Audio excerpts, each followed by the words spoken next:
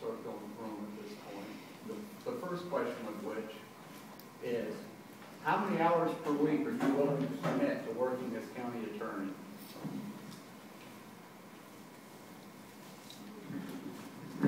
As much as it takes.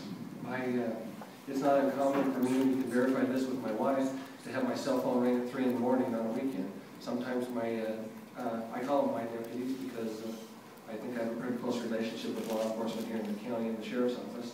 And I actually was a reserve deputy there for a couple of years, so I feel pretty strong about it. But my deputies often will call me in the middle of the night and say, we've got a case here, we think we're okay here, here, and here. Are you going to be okay with it Monday morning to prosecute it? Because if you're not, then that'll help us make a decision. So as far as 9 to 5, I'm in the office as long as it takes.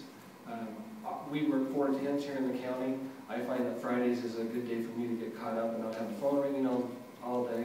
So I often will come in on a Friday, sometimes a Saturday, but I receive phone calls all the time from our deputies. I'm glad to put in as much time as possible to make sure that everything's done. And as I said before, that every telephone call that comes in that day has been returned before I leave the office.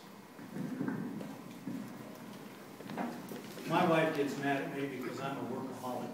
Prior to moving to Morgan County, I managed a law firm. We had almost 50 employees. I'm not sure I can remember the last time I worked a 40-hour week. Even back when I was a young man working for the FBI, I was working what they called comp time. Instead of giving you overtime, they give you extra hours you can take off as vacation. I accrued massive amounts of comp time. I am a workaholic. I work more than 40 hours a week. I don't punch a clock. I work however long it takes to get the job done. And I will commit that I'll work those same number of hours or whatever it takes to get the job done for Morgan County.